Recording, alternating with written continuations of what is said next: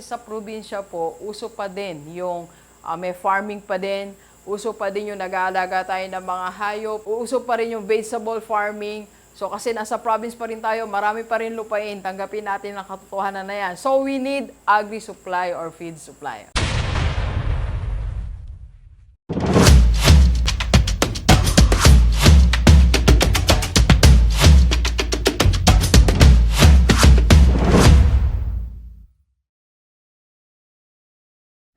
Alright, Gilivers, pag-usapan natin, ibalik natin ating topic, mga negosyong hindi sikat pero kumikita sa iyong probinsya. Tapos nag-ikot po tayo dito sa ating municipality, dito sa lugar, sa probinsya ni Rockstar. So ano ba yung mga nakita ko na hindi masyadong sikat, hindi pinag-uusapan ng tao, pero for sure kumikita. Alright?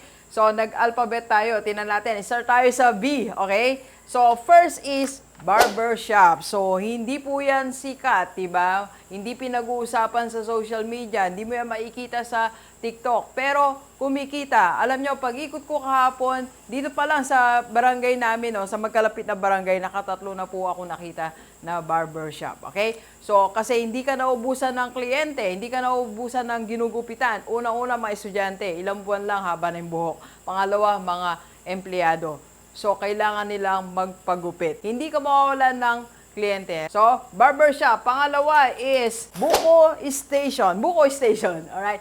Alam nyo, ako po, almost every day bumibili ako ng buko dito sa may Palihan. So, ang Buko Station, ito po yung magiging supplier ka ng buko dyan sa barangay nyo. Okay? So, meron kayong station, yung mga gustong bumili ng buko na buo, na sabaw lang o laman lang, iba-iba na po yan. So, station ka kung anong gusto ng kliyente mo gawin natin. Alright? And third po is bicycle parts. So, alam nyo, mula nung pandemic, ipinanganak na ang paggamit, malawak ang paggamit ng bicycle. So, kung meron kang bicycle parts station, so marami na ngayon nagbabike. Tinan natin mga kabataan, di ba? Mula nung pandemic, namulat na sila, okay, magbabike na ako. Nagbike na sila hanggang ngayon. Marami na nagbabike, okay? And next, of course, meron tayong egg station. So, ano ba ang egg station? Dito po sa may bandang Kataning, so kami po ay nasa Hermosa, no? So, bago ka pumunta ng plaza, meron akong nadaanan na isa siyang pwesto na puro egg, okay? So, pwede natin gawin, maging egg station ka. So, maghanap ka ng supplier ng mga itlog, okay? Then, pwede kang puntahan ng mga sari-sari store, pwede kang puntahan ng mga household, or ikaw mismo, pwede kang mag-deliver dyan sa mga sari-sari store sa paligid mo, or dyan sa palengke. Okay? So, egg station. I-try natin. For sure, kikita yan. Lahat ng bahay, lahat ng nanay bumibili ng itlog. Okay? Alright? And next is funeral service. Hindi sikat, pero kumikita. Alam nyo, may surprise kahapon sa dalawang barangay, no? Nakatatlo, apat ata ako nakitang funeral station.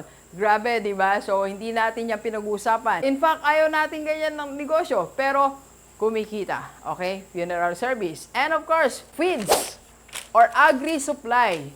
So, madami po niyan, lalo kung nasa probinsya ka. Kasi sa probinsya po, uso pa din yung may farming pa din, uso pa din yung nag-aalaga tayo ng mga hayop, uso pa rin yung vegetable farming. So, kasi nasa province pa rin tayo, marami pa rin lupain, tanggapin natin ang katotohanan na yan. So, we need agri-supply or feed supply. Alright? And, okay, so bago tayo magpunta sa tatlo pa, kape muna tayo. Kape po. And of course, announcement natin sa mga gustong magpa-coach kay Doc, I do online or face-to-face business coaching. PM lang sa personal FB ni Doc. And if you want to join my team, IMG Rockstar Community para makapag-start ka na ng mutual fund investment. And of course, paano tayo mag-avail sa Kaiser? Ang Kaiser 3-in-1 po yan. May healthcare, life protection, and investment. Pwede po yan kahit nasa abroad tayo. Alright? PM na sa personal FB ko. Okay? So, next letter G is garden supplies. Again, balik tayo. Pandemic time, di ba? Marami naging plantito. Okay? So, marami pa rin naman na itinuloy ang kanilang hobby o itinuloy ang kanilang ganong negosyo. So, pwede pa rin tayo mag-supply. Garden material supply. Okay? Alam nyo, 2 weeks ago lang namili po ako. So, madami pa rin namang bumibili. Pwede pa yan, okay? Next is itik station. Okay? Hindi sikat ang itik station, pero maraming bumibili ng itik. So, kung may mga itikan dyan sa barangay mo, sila na maging supplier mo. Maglagay ka lang ng isang pwesto, itik station. So, pwede kang magbenta ng buo o pwede kang magbenta ng luto na. Okay? So, itik station. Marami pa rin mga kababayan natin, yan pa rin ang gustong ulam sa barangay. Okay? And of course, meron tayong ice crush. Sa init ng panahon, iba po ang ice machine. Ang ice crush, ito yung nagka-crush ka po ng mga ice. Ang ice na na-crush na yan, ayan ang ginagamit din sa sari-sari store. Yan ginagamit sa palengke. Of course, ginagamit din yan sa bahay. Ice crush station. Alright? Okay, so Jellybears, magpa-part 2 tayo. Abangan natin. Let's go, let's go.